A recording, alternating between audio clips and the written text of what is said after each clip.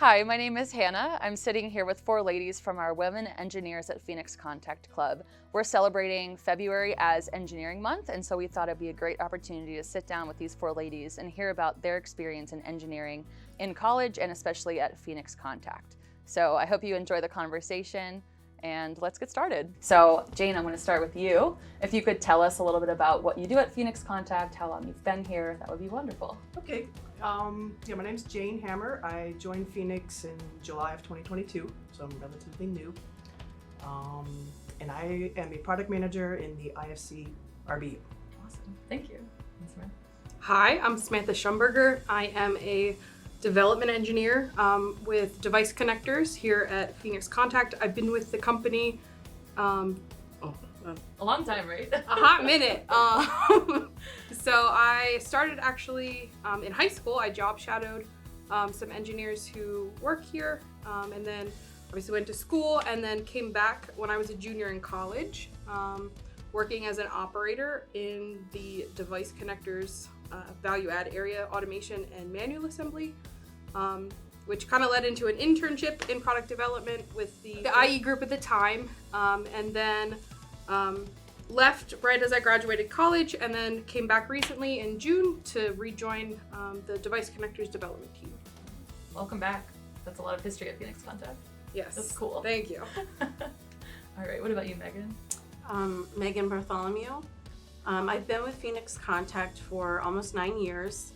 I started as an intern as a designer, and I completed my bachelor's degree while I was working at Phoenix. And then I became an engineer a couple of years ago, and now I work in the automation infrastructure group. I work on design, development, and testing primarily. Cool. So. Thanks. Mm-hmm. And go ahead, Vinny. Hi, this is VID Singaravelu. I've been with Phoenix Contact for the last 7.5 years. I started as a contractor, Hannah, for the first year. I did, like Samantha mentioned, I did 3 other jobs before coming to what I'm doing right now. Now I'm the quality project manager. So you all are part of the Women Engineers at Phoenix Contact Club. Could you tell me a little bit about that, what the club does? Sure. So there are several women that work at Phoenix Contact who have engineering degrees. And many of us don't really work with each other on like our, regular work efforts. So we decided that it would be a great idea to just get together for lunch and talk about, what we're working on, what type of experiences we've had, and to just network and like find ways that we could support each other. So then we just started talking about making it into a club. And one of the things that we focused on was like what our core principles were going to be. And so we talked about leadership, mentorship, and outreach as being kind of like our main focus of the club. So some of the ways that we implement that is by having like guest speakers. We do outreach by going to like local colleges and talking to female engineer college students. We do some like hands-on activities at different events. And then just, mentoring each other.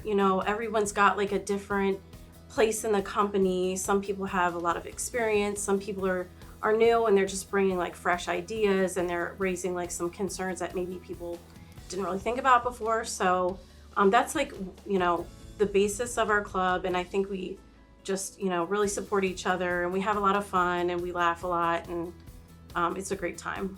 Cool. To add to that, I want to add, it's the best place to network. I would have never met any of the women engineers because I work in the services company in Phoenix Contact. But now coming into this group 7 years ago, they were all new to me. I never worked the first 3 years with them. It was just being in the women's club. You get to share each other's experience. I don't want to put high words like mentorship. As a friend, you can talk to them, get their opinions, share your frustrations. So that became that women's club that we all cherish to meet. Once a month we are going to meet, we are going to laugh, we are going to share our frustrations, and we learn from each other. And you always know you're not alone there. Mm-hmm. That's another important thing that I learned being in this club. And when we started, we were 7 or 8 of them in 2016 or 17 when I started. And now when they come for lunch, there is 20 of them. it makes you feel that you're growing Mm-hmm. and there is some importance and significance to it. Yeah, we even had the international girl that was here at one of our Yes. meetings. So yeah. we were trying to reach beyond just the women that are here in Harrisburg. You know, just in learning that there's also I think there's a group in Blumberg that gets together. So she was happening to be here for some other meeting, and we invited her. She had lunch with us, and it was great. So hopefully we can do that more interaction internationally. So how do you invite people to, like, how do people hear about women in engineering? And it's like a new woman who is an engineer starts. How do you reach out to her? How do you kind of bring her into the club? Is there That was a a good process? Word of mouth. Okay. When I rejoined Phoenix, another woman engineer that was already in the club said, "Hey, why don't you swing on by?" And I did, and here we are. And that's exactly true. Like in our team, when I started, I think when I joined, Patty reached out to Missy telling, there is a person get in her. like, Yeah. and then Joni and Missy reached out to me. But now I have 2 of women engineers in our quality team. As soon as they joined, so the first thing I said, there's a women engineers club. I'm going to share the information with you. Please come join. So that's, as Samantha said, it's word of mouth. Yeah. And the nice thing is, especially for someone who's just joining the company, right? You know, you maybe don't always feel like you fit in immediately, but the nice thing about this club is, you know, you do. Like, you have a place, you fit in immediately, and you have a network of women who work at the company with you that, kind of like Vinny said, you can go through the frustrations of, you know, learning a new company or, you know, that sort of thing. So, Yeah. If you're out there, we'll find you. That's great. Just like the IRS. That's awesome. Yeah, I've been to a couple of the meetings just as a guest speaker. We're doing like workshops with you all, and it's always been very fun to network. You know, you're welcoming even of non-engineers, sure, but yeah, it just seems like a great group of women. So it's really cool that you all have found that community and built that community at Phoenix Contact. So, so I wanted to ask you all about, you know, what led to your interest in engineering. So, you know, you all went to college for engineering. Like, how did you determine that you wanted to do engineering? I could start.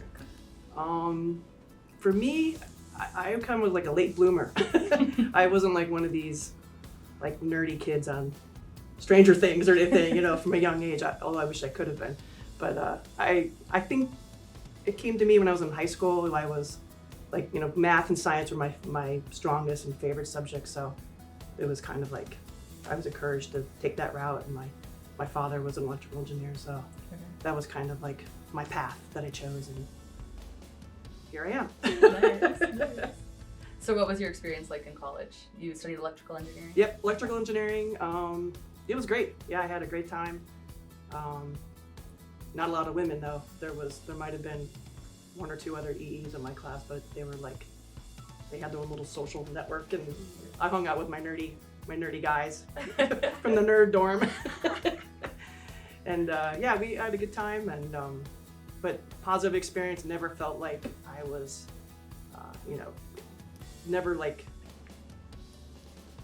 whatever criticized for being a woman or nothing. I felt like, you know, I never felt different. You know, I always kind of fit in anywhere, anyway. So it's like, it was a good experience. And anyways, I enjoyed college, and then, you know, started my career here in the Harrisburg area at another company down the road. And yeah. Okay, very cool. What about the others' experiences in college, or how did you determine you were interested in engineering? As Jane mentioned. Oh, Samantha, No, you can go ahead. Go ahead. Like, I don't have a straightforward answer, but I like math and science. But all my life, I don't know, that's how my parents trained me. You have to be a doctor. And that's all I knew in my life until I was in my 12th grade. In my high school senior, all I wanted to be that. Is it my wish? I don't know. I loved math and science, but I never knew what to do. And luckily, maybe that's luck, as of now, I did not get into medical college. So I decided I'm going engineering. But I did electrical engineering, and that is when I fell in love with that. How much more is there that you did not know? And to add to it, my brother was an engineer, so it easily, okay, you didn't get this, there was no other third choice. I went into engineering college and enjoyed it, learning electrical, and here I am now. I love how engineering was the backup for you. I mean, it's still way out of my wheelhouse, but that's really impressive. It is. I have to tell the fact. That's why I said, like, I'm going to tell the fact. Like, that's how it started. I never had any intention. My brother all his life said he's going to be an engineer, but I was like, I'm going to be a medical student, something to do with medical. And then nothing happened. You know what? I'm taking electrical engineering. I'm going to core electrical. But then you realize how much more is there, what you didn't know. And so I fell in love with that. And then now you take different directions. Now I don't do anything with engineering again. I'm in the project manager running projects. So life takes you on a journey. I think all we need to learn is accept the journey and go with the flow. It'll for sure give you success. For me, I knew from a very young age that, well, I shouldn't say I knew, my parents knew from a very young age that I was destined to be the first engineer in my family. So I was the kid on Christmas that instead of putting toys together was ripping her toys apart. And, you know, and that kind of, my parents allowed that to blossom and whatnot. And then I got to high school and I did first robotics, which kind of like solidified that plan for me. And I was kind of caught between electrical and mechanical engineering, and my mechanical aptitudes were definitely much greater than my electrical. So I went for, you know, mechanical engineering, and I think through college it was the key to success is just finding a support system. Do you have a specific toy that you remember taking apart as a child? Barbie cash register. That's amazing. Did you put them back together afterwards, or you just took? I had a box of parts. It kind of looked like the toy. That's amazing. What about you, Megan? Yeah. So for me, I, you know, went to college a little bit later in life. I was actually a hairdresser right out of high school. I didn't know exactly what I wanted to do. It just took a little bit longer. And one of my clients was actually an engineer. And I always loved math. I liked science. And so I knew I wanted to do something with math or technology. And so I met with an advisor, and she really like pushed me into the engineering program. And I didn't know a lot about it, so I was a little apprehensive, but it was actually like my first engineering class where I said, okay, I'm where I'm supposed to be, because there's like this intrinsic happiness I get after I solve a really hard math problem. So like, I don't know if any of you remember taking statics in college, but it really changes like the way you think and the way you're processing math and word problems. Applying it. Yeah. And so I remember getting my first exam back and I aced it. And I just looked around at like all these young students, you know, all these guys that didn't want to let me in their study groups. And they had like C's and D's and F's, and I was just like, yeah, this is where I'm supposed to be. So, you know, and then it's just kind of history from there. You know, my college experience was a little different because, you know, I had like already had my first child and I was older. So I didn't really find like my niche of people when I was in college, but so that was a challenge for me.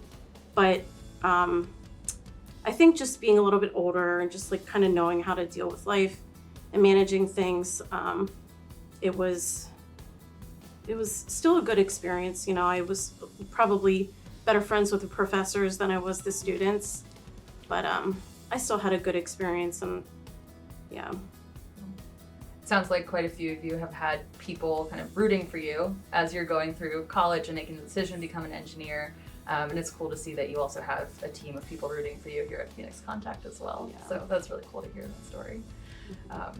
Speaking of your transition from like college to the workforce, and we talked a little bit about, you know, not having a lot of women in the programs that we're in.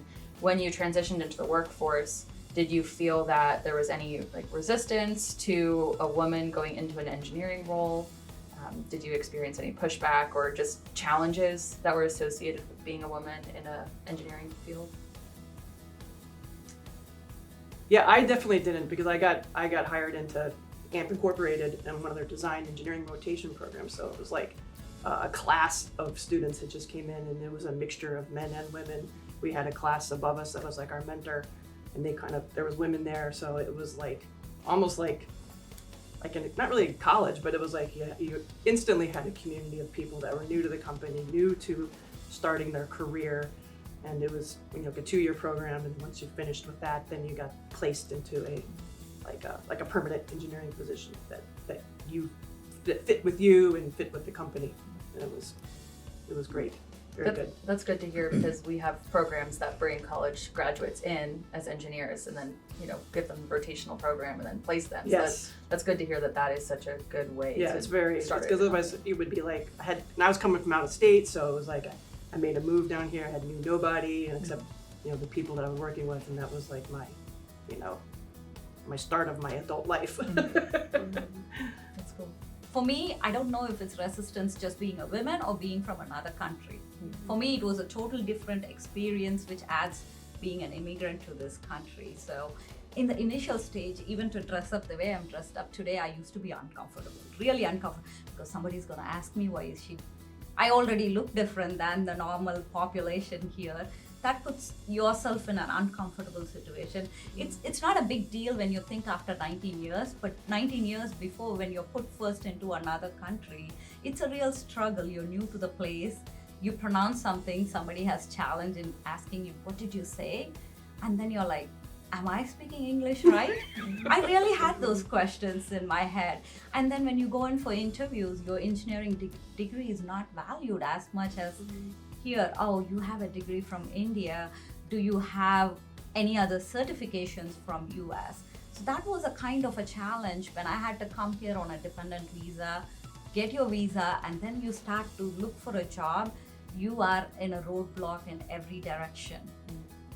So it used to be different, and now I can laugh about it, not when I was going through it. So that was a challenge I had for myself, and now I have come to a place, I am who I am. That's why I had to come in this dress, just to say I am who I am, and I'm proud of where I am and who I am. And I want everyone to know that it's okay to be who you are. You can be in a different, if you work hard for it, you can prove yourself. And that made me go for my master's. One other reason, I was like, you know what? I got my job, my first job in US, but still it was not the one I wanted to do. So I was like, how do I get into it? Every interview I went in asked for a degree from US. I always had interest. Even in India, I wanted to do my master's, but I got married, so I had to stop and move here. So I added up both my wishes together. Literally, I had a wish list, and now it's a roadblock. Can I put this together? So when my kids were 2, I went for my master's. I said, this is it. I have to do my master's to prove myself, to be equal on the table here when I go in for somewhere. And that made me do my master's, and here I am. So going from college to the workforce, and I mean, you've had a very long history at Phoenix Contact, so maybe your story is a little bit different, but what was your experience like finishing your degree and then coming in as an engineer? So my internship at Phoenix Contact really helped to prepare me for that transition into adult life, if you will, graduating, college. The principles of engineering are the same. It doesn't matter where you go. And since coming back, I was nervous to come back because I was like, well, what if I'm not up to snuff, or, whatever, you have those doubts sometimes, and that's okay. But at the end of the day, the principles that you learn in school, those don't change. It doesn't matter if you're designing, housings, or if you're designing connectors. The principles stay the same. It's really the experience, I think, that you gain along the way that really helps you to keep moving. Yeah. So we've talked a lot about how Women in Engineer Club, you support each other, and you kind of broached this subject a little bit, but how can, the rest of the company, like the men in engineering, people in the rest of the company that aren't engineers, how can we support women in engineering? I don't think anybody have to support specially for women engineers. You just support each other. That's the best thing to do. It's not just supporting women and engineers. Respect each other. There is no men or women, nothing. You're another human being. You're going to respect. That's going to go a long way, rather than having any specifics. Just because we are women in engineering team, we don't need any special respect or any less respect. But there is one thing that Phoenix Contact can do: hire more women. I like it. So we can so we can join the club and we can be empowered together. Yes, because when we started, we were just 8 of us, I think. We used to be in one small room in a lunchroom having lunch, and now we are like 20 or 25 sometimes that comes to them. That itself is an empowerment. You have to keep going for it. And for me, it's more because you're coming from another country. This is completely new. So I think respecting each other is the best thing that we can do. Yep. And I think too, just listening, just listening to each other, because, we all see the world through our own lenses, and sometimes we don't know that what we're saying, like we might think that we're saying something that is a compliment, but we really don't realize that like what we're saying is kind of I don't want to say offensive, but just, it's invasive, or just, it's not a question that we might want to answer at work, or, it just doesn't make us feel the way that you might have intended to. So again, just like, listening, a lot of the training that they are implementing, the DEI, what is it, Hannah? DEI. DEI, yeah, thank you. It's new, so. A new acronym. New acronym. I think what they're doing with that is great. I think it'll give people an opportunity and a resource to go to when, they might have a question. I might say something to somebody, and then I'm like, oh, did that offend them? Let me go to the training, and I think it's a great resource that Phoenix Contact has. Yeah, it's a lesson in communication in general, right? Just talking to people, making sure we're saying things that are appropriate, saying things that don't rub people the wrong way and are, safe for work, So it's just respecting people and the way that we're communicating with them, and so you are looking for the same treatment, not necessarily any different treatment because you're women and engineers, but Just equal. Yes. And also like how you want to be treated. Yeah. That's it. Treat others the way you want to be treated by someone else. It's going to be a much safer place. So This question's a little bit off the book, but we made a joke about acronyms. So I just have a question from a non-engineering mind. All of the acronyms that Phoenix Contact has, are they like engineering acronyms that you know when you start, or No. Okay. Absolutely not. absolutely not. No. They're acronyms No. you learn along the way. Actually, So- that was one I'm of still learning. that was a big challenge. Like when I first started as an engineer, there was this like jargon that I didn't understand, or it's hard to communicate sometimes when you think about your ideas in your head and you know exactly what it looks like, but then when you have to verbally communicate it to your peers, it can be challenging because you can only call little features widget or whatever like so many times before you run out of words. So you really have to learn like all the different languages that you speak as an engineer. Should be a checkbox, different languages that you speak at home. It's like engineer.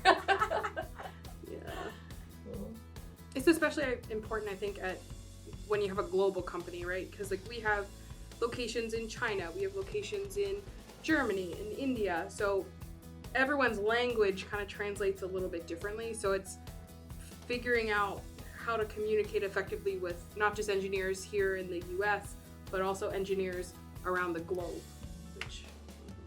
So you said that the club meets on a monthly basis and you have lunch together and do some sort of education. Are there any other ways that you all communicate with each other kind of more on a daily or weekly basis? Maybe I'll ask you, Jane. Yeah, we have a Teams group that we're members of, so if anybody that wants to join can reach out to any of us or Missy or Shad, and they get added to the team, and then if there's a chat and events that are going on are posted in that. Cool. So that's where you hear about some of the networking opportunities, some of the outreach opportunities. Yeah. On a weekly basis. Okay. Yeah, because it was cool. Like 2018, I think we did the PA Women Conference. Oh yeah. We didn't speak about that one, which was a great event. Like being in the women club, we were able to attend the PA Women's Conference, and Phoenix Contact supported it. We were in a conference room. We all had such a great time. It was such a great learning. and also you had all day to spend together. And I think our president of the company, Jack, came and shared lunch with us. He was with us at lunch. So it was such a great experience. So it brings you more networking, knowing more people. So please join the club. Cool. Well, thank you all so much for talking with me. This was some rich conversation. So I'm really happy that we could all sit down and chat. So if you are interested in joining the Women Engineers at Phoenix Contact Club, you can reach out to any of these four ladies. We have Jane, Samantha, Megan, and Vinny. You can also reach out to Shad Mansour or Missy Summers, and we'll provide some information below. Thank you so much for joining us and listening, and have a great day.